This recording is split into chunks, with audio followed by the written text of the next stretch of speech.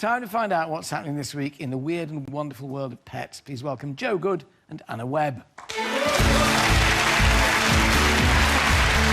circumnavigating the perches. Joe, news items? Well, Alan, Valentine's Day is just around the corner and the sales of Valentine's cards has gone up. Not humans to humans, but pets to pets. Can you believe this? No, pets honestly. are sending other pets love Valentine's cards. We've got a couple here. It's a fantastic. All anonymously signed, by the way. So that's the hound pound for you, isn't it? Dear. Well, on the subject of Valentine's Day, we want to hear from you. Do you have a love note for a special someone? Email them to alan@itv.com. Who knows, we could be reading out your message on Friday's show. Send them in, we'll do our best. Even if you're a dog or a cat. Anna. Well, there's been a bit of monkey business, Alan. Yes, at Tokyo Zoo. What's been happening is they've been doing a practice run in the event that one of their great apes might escape into the Tokyo town centre. So they got one of their zookeepers to dress up as a great ape, as we can see in this picture, to make it really realistic. But the problem is, there is a monkey on the loose. No. Where is the monkey?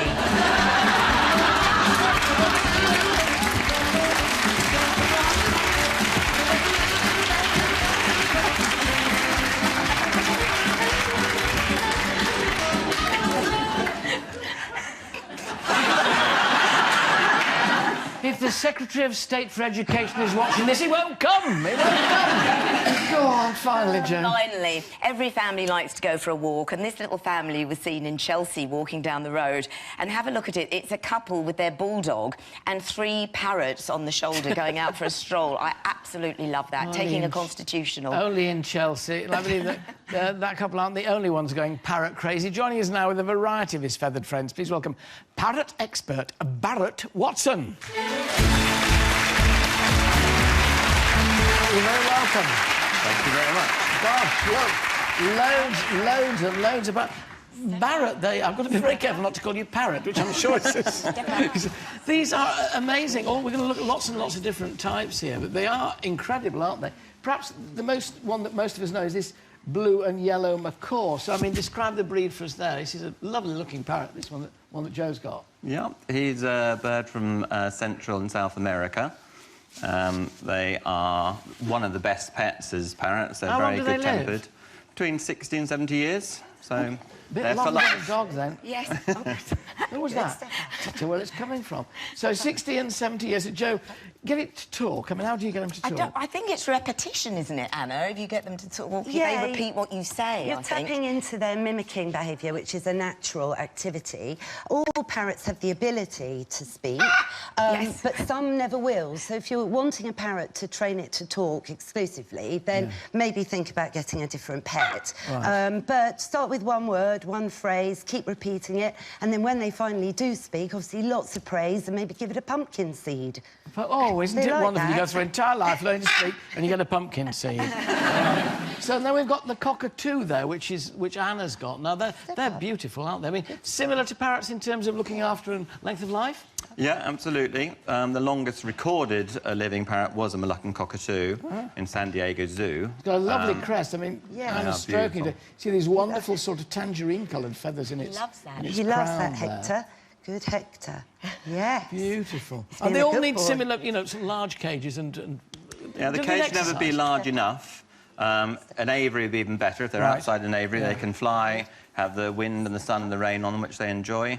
And get healthy exercise, yeah. And I love these willow perches, Alan, because these are important in their aviaries as well, and they can stay outside, can't they, as well as inside? Oh, yeah, absolutely. So, even though they're tropical birds, they don't get cold. No, they're very hardy, yes. Really, they're hardy, they're tough, that's interesting. Very tough. And this beautiful, the classic parrot, if you like, really, the red one that we see in all sort of, you know, pictures when we're children. Beautiful, aren't they? They are gorgeous, So what's he? Again, that's a green-winged macaw. Yeah. From a similar area of Brazil to the blue and gold, but they flock in separately. And again, they're one of the most popular pets. They're very good-tempered, very good talkers, and, you know, great to to have around. So if you want a parrot, I mean, there are considerations to make, aren't there, in terms of being able to house them properly? What are the key things? Absolutely. I mean, legally, they need the width of their wings to be able to spread out. But yes, it's to have an aviary and company. I mean, since we've met these birds, they love being in company, don't they? They get lonely. And Barrett was saying they get very emotional. They have good and bad days, so they can wake up in a bad mood like the rest of us. Dear, they've got I a think beat. Hector might be in a bad Hector mood. Are you all right? Hector's being a bit playful. Naughty. Step up, he's all right, don't worry. Step up, Okay. good, step up. Well, as soon as you've lost a finger, let us know, Anna, we'll be all right. Now, you've got into these, cost-wise, if you're buying a parrot, the ones we've talked about so far, roughly what to buy? They'd be over £1,000, so... But the one in your hand, this one is... I've never seen a parrot like this before, this incredible shade of blue. What's this? Well, it's a hyacinth macaw. Yeah. Again, from the Pantanal in Brazil. Yeah. One of the rarest macaws and very difficult to breed. So how much is one of those going to cost They you? would be in excess of £15,000. £15,000. And you've got to know what you're doing. It is a big commitment. I mean, can you get insurance on these? You can, but it is very expensive. Right, so that's a classic. It's a corker, isn't it? Yeah, but we've learnt they are as intelligent, if not more so, than dogs, aren't they, Absolutely. actually? They've got If not quite as great quiet. emotion as well, yes. But you're clearly devoted to them. You love your parrots. Absolutely. They're fantastic. Wonderful. Thanks so much for bringing them. My thanks to Barrett and all these wonderful parrots, of course, to Joe. Thank you. Thank you. And Anna. Thank you very much indeed. Thank you very much. Please welcome back dance psychologist Peter Lovett, otherwise known as Dr. Dance, and our very own barking blondes, Joe and Anna.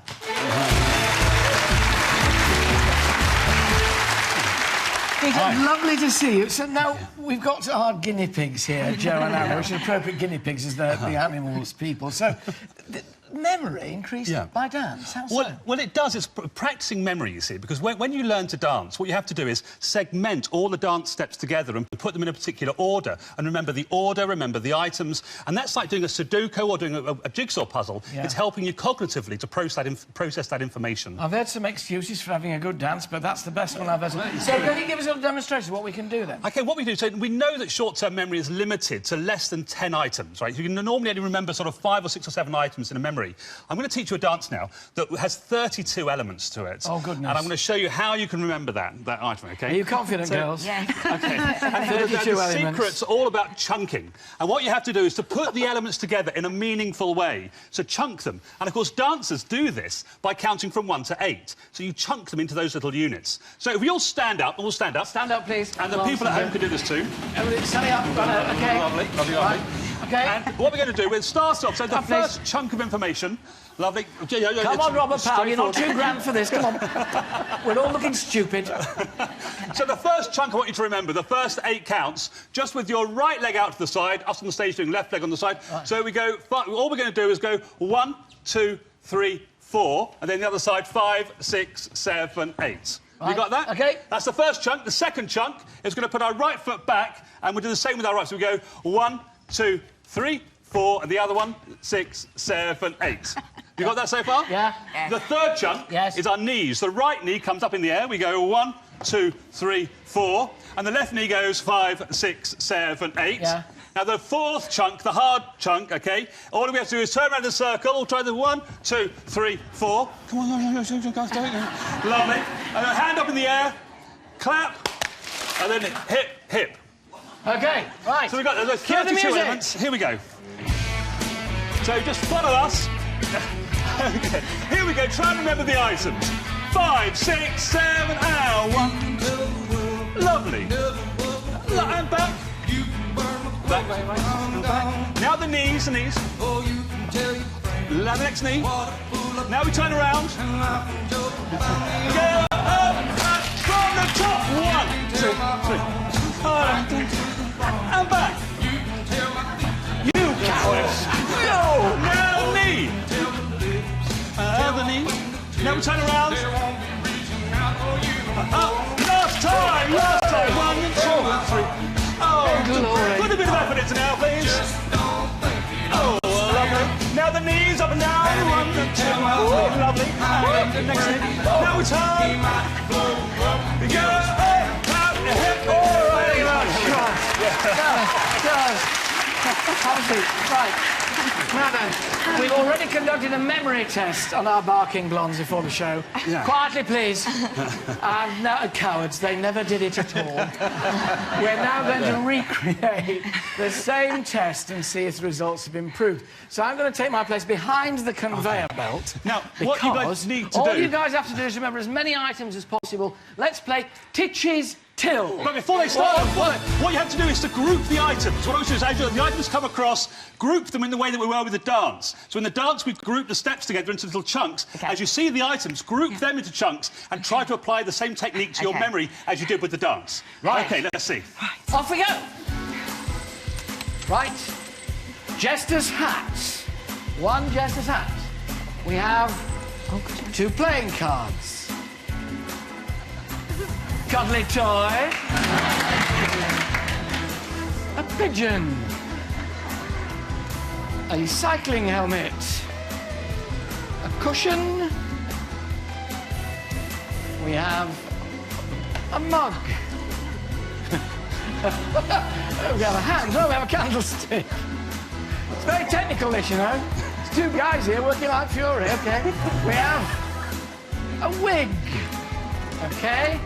And a crown, and a football, and a seagull, 2 paddles, and necklace, and a basket of flowers. That's your lot. OK. Right, girls, very, very quickly, because we need to get on. OK. You've got to put those earphones on so you can't hear what Anna says. OK, Anna, start now. 30 seconds. Basket of flowers, football, crown, Mohican wig, candle, cushion, Titchmarsh mug, pigeon, sunglasses, also on the model with the wig. Go after you. 10 seconds left. No? Basket of flowers. You did that, basket of that flowers. already. OK, we'll have to leave it there. Right. That's your lot. OK, right. Joe, your turn. You can't hear what she's saying. No, I couldn't Let's hear yours. Now, quickly. Okay, Off you go. 30 seconds home now. Jester's hat, wig, playing cards, basket of flowers, cuddly toy, 2